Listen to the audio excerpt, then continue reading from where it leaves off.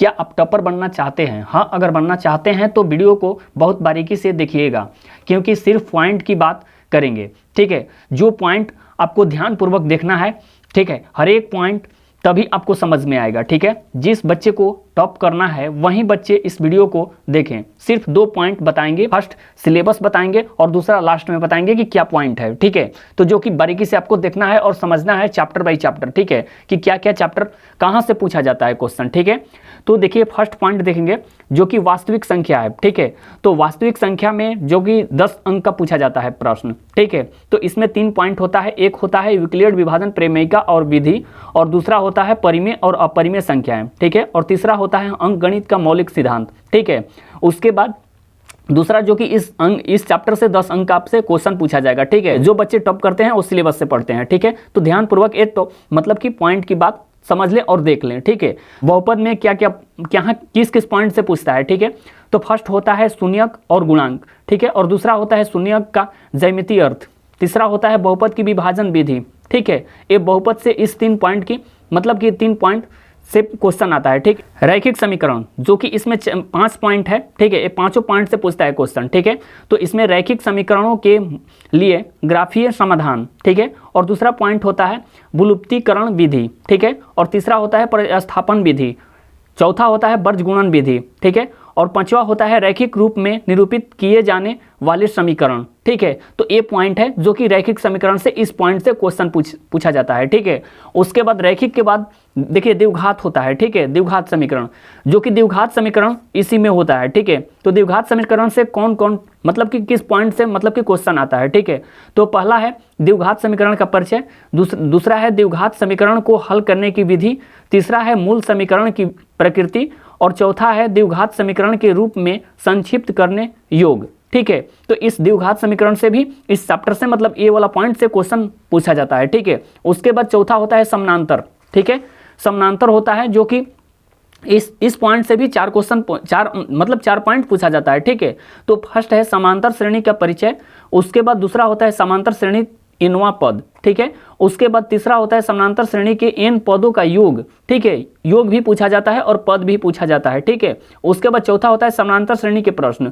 ठीक है, तो ये भी मतलब देखना है आपको, जो कि ये 4 पॉइंट है। ये चारों पॉइंट से जो कि बहुपद है, रैखिक समीकरण है, द्विघात समीकरण है, उसके बाद समानांतर श्रेणी है, इस पॉइंट से 20 अंक का क्वेश्चन आपसे पूछा जाता है। ठीक है, उसके बाद होता है निर्देशांक ज्यामिति। ठीक है, निर्देशांक ज्यामिति की बात करते हैं तो इससे 10 अंक का क्वेश्चन आपसे 10 अंक आपसे पूछा जाएगा। ठीक है, तो इसमें निर्देशांक ज्यामिति में होता है त्रिभुजों का क्षेत्रफल। इसमें 3 पॉइंट से क्वेश्चन आता है जो कि 10 अंक का पूछा जाता है। ठीक है, तो फर्स्ट है त्रिभुजों का क्षेत्रफल, दूसरा होता है दूरी का सूत्र, और तीसरा होता है खंड का सूत्र। ठीक है, तो यहाँ से 10 अंक का क्वेश्चन आपसे पूछा जाएगा। ठीक है, उसके बाद देखिए यहाँ पे त्रिकोणमिति का परिचय जो कि चैप्टर है, त्रिकोणमिति का परिचय है और त्रिकोणमिति के सामान्य अनुप्रयोग है। ठीक है, इस टॉपिक दोनों मिलाकर मतलब 20 अंक का क्वेश्चन आपसे पूछा जाता है। ठीक है, जो कि यहाँ पे देखिए त्रिकोणमिति का परिचय में किस चैप्टर से मतलब क्वेश्चन किया जाता है। ठीक है, तो फर्स्ट है त्रिकोणमितीय अनुपात। ठीक है, दूसरा होता है त्रिकोणमितीय तालिका, तीसरा होता है पूरक कोण के त्रिकोणमितीय अनुपात, और चौथा होता है त्रिकोणमितीय सौर समीकरण, और पांचवा होता है त्रिकोणमितीय सौर समीकरणों के अनुप्रयोग। ठीक है, तो इस चैप्टर से क्वेश्चन मतलब आपसे पूछा जाता है। ठीक है, इसमें 5 पॉइंट है, पांचों से मतलब कि आपको देखना है क्वेश्चन। ठीक है, उसके बाद त्रिकोणमिति के समान अनुप्रयोग किसे देखिए, इसमें जो कि एक्सरसाइज 9.1 और 9.1 का क्वेश्चन इससे पूछा जाता है। ठीक है, जो कि दिया है उसमें 9.1 में, तो इससे भी देखिए मतलब कि क्वेश्चन पूछा जाता है। ठीक है, हर एक बार पूछा जाता है। तो फर्स्ट इसमें 2 पॉइंट है, और देखिए इसमें क्या है, फर्स्ट पॉइंट में ऊंचाई और दूरी का परिचय, और दूसरा है ऊंचाई और दूरी के अनुप्रयोग। ठीक है, तो ये दोनों चैप्टर से मिलाकर 20 अंक का क्वेश्चन आपसे पूछा जाता है। ठीक है, ये कि त्रिभुज है, वृत्त है, रचना है, वृत्त से संबंधित क्षेत्र है, पृष्ठ क्षेत्र और आयतन है। ठीक है, मतलब कि पृष्ठ क्षेत्र आयतन है, मतलब कि ये 5 पॉइंट से मतलब कि 30 अंक का आपसे पूछा जाता है। ठीक है, वृत्त है, उसके बाद क्या है, त्रिभुज है। ठीक है, तो यहाँ से देखिए 30 अंक का आपका क्वेश्चन पूछा जाएगा। तो देखिए पॉइंट वाली बात समझ लेते हैं कि त्रिभुज में क्या क्या मतलब हमको पढ़ना है। ठीक है, पहला है पाइथागोरस प्रमेय, दूसरा है समानुपातिकता का मूलभूत प्रमेय, और तीसरा है समानुपातिकता का मूलभूत प्रमेय का विलोम। ठीक है, उसके बाद चौथा है समरूप त्रिभुजों के मानक, उसके बाद चौथा है, पांचवा है, 5 नंबर है समरूप त्रिभुजों से जुड़े प्रश्न, ठीक है, और 6 नंबर है समरूप त्रिभुज का क्षेत्रफल, ठीक है, मतलब कि इस पॉइंट से 6 पॉइंट से क्वेश्चन पूछा जाता है, ठीक है। उसके बाद वृत्त का बात कर लेते हैं, तो वृत्त की स्पर्श रेखा फर्स्ट पॉइंट, और दूसरा होता है स्पर्श रेखा की विशेषताएं, मतलब कि दोनों पॉइंट आपको बताना है, ठीक है।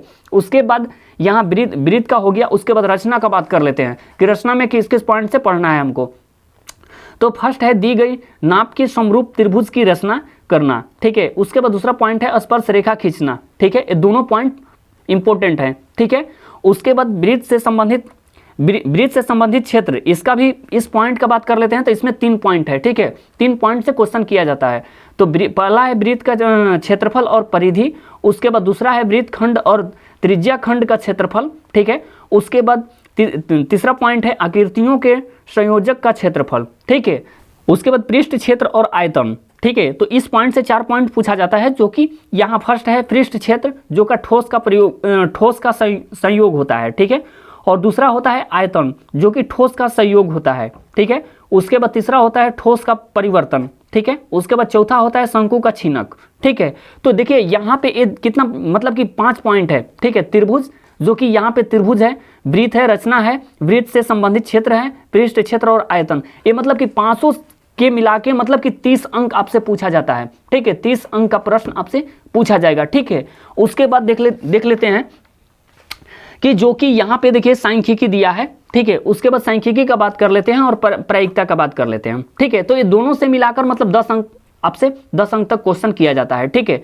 तो यहाँ देखिए क्या होता है कि इसमें सांख्यिकी का बात करते हैं तो इसमें 5 पॉइंट है पढ़ने को, ठीक है। तो फर्स्ट है संग्रहित आंकड़ों का माध्य, उसके बाद दूसरा पॉइंट है संग्रहित आंकड़ों की माध्यिका, और तीसरा होता है संग्रहित आंकड़ों का बहुलक। उसके बाद 4 नंबर है केंद्रीय प्रवृत्तियों के मध्य संबंध, ठीक है। उसके बाद 5वां है संचयी आवृत्ति वक्र, ठीक है। तो ये मतलब सांख्यिकी से इस पॉइंट को आपको पढ़ लेना है, ठीक है।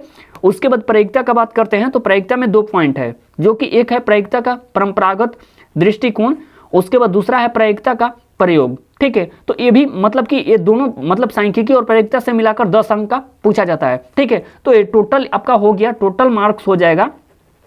यहाँ टोटल मार्क्स का बात करते हैं तो ये 100 नंबर का हो गया, ठीक है। तो अब देखिए ये 100 नंबर आपको कैसे लाना है, 100 में 100 कैसे हल करना है। दूसरा पॉइंट का मतलब दूसरा पॉइंट आपको ध्यान दीजिएगा, ठीक है, कि दूसरा पॉइंट में कैसे हम मतलब इतना चैप्टर है, मतलब कि पूरा ये तो सिलेबस हो गया, ठीक है। तो लेकिन सिलेबस से मतलब कैसे पढ़े, ठीक है। तो ये आपको बताते हैं कि कैसे पढ़ना है। दूसरा पॉइंट देख लेते हैं। देखिए दूसरा पॉइंट का बात कर लेते हैं। यहाँ पे जो देखिए यहाँ पे 100 क्वेश्चन मतलब कि वस्तुनिष्ठ होगा आपका, ठीक है। तो ये पॉइंट देखिएगा, देखिए 100 में 100 बहुत से बच्चे मार देते हैं, हल कर देते हैं, ठीक है। तो 100 में 100 ऑब्जेक्टिव का बात करते हैं तो 100 ऑब्जेक्टिव आपसे पूछा जाएगा, जो कि इसमें 50 सिर्फ आपको कितना हल अटेम्प्ट करके बताना है, 50 को बताना है, ठीक है। उसके बाद यहाँ जो 30 प्रश्न दिया रहेगा 2-2 नंबर का रहेगा, ठीक है। ये 50 को मतलब 100 क्वेश्चन 1 नंबर का रहेगा।